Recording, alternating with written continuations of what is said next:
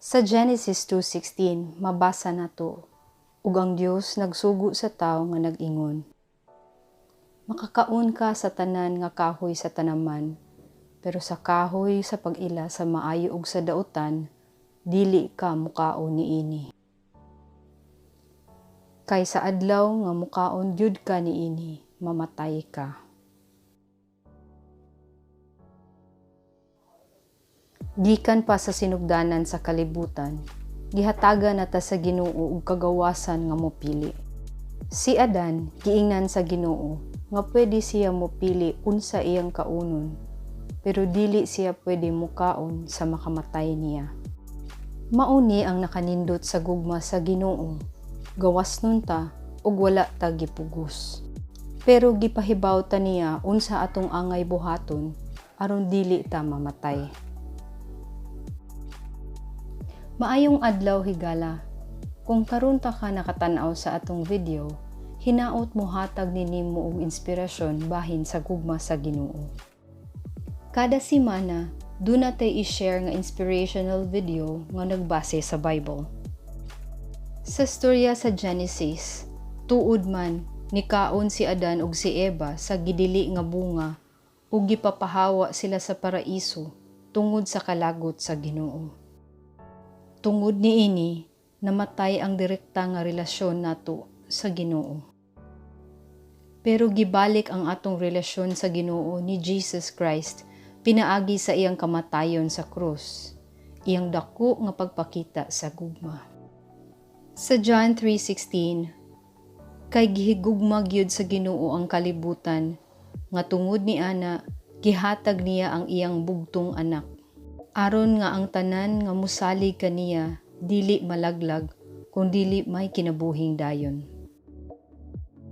Tungod ani nga gugma, gihatag sa Ginoo ang pinakaimportante nga kagawasan natong tanan, gikan sa kayo sa impierno.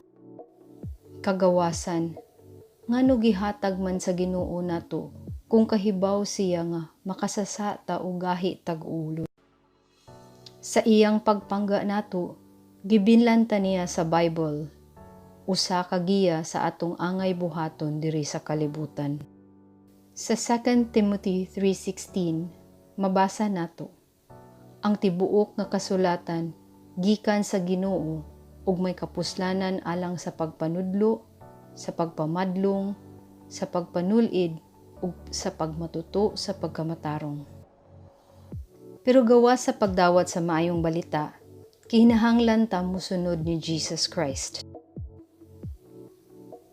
Sa John chapter 8 verse 12, ug kanila si Jesus misulti pag-usab nga nag-ingon, ako mao ang kahayag angay sa kalibutan.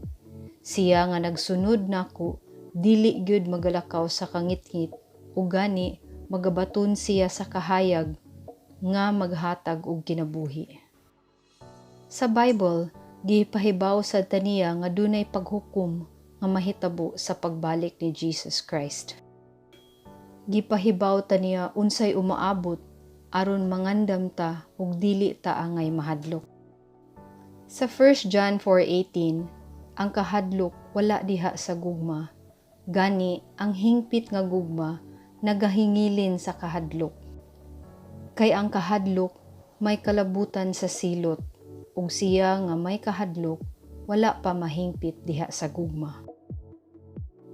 Bisan ang kahadlok sa sakit ug kamatayon, wala nay gahom kanato. Sukwahi ni sa kahadlok nga naa diri sa kalibutan karon taliwa sa COVID-19 pandemic. Ang tinuod nga anak sa Ginoo, gawas nun ani nga mga kahadlok. Kung wala pa ka nakaila ni Jesus, hangyo siya nga musod sa imong kasing-kasing ug mahimo nimong personal Lord and Savior. Iampo nga tangtangon niya imong kahadlok sa COVID-19 ug sa kamatayon. Dawata iyang saad nga diha kaniya, gawas nun ka tungod sa kinabuhing dayon. Daghang salamat sa pagtan-aw sa atong video. Kung gusto ka makasubay bahin sa gugma sa Ginoo, palihog subscribe sa atong channel.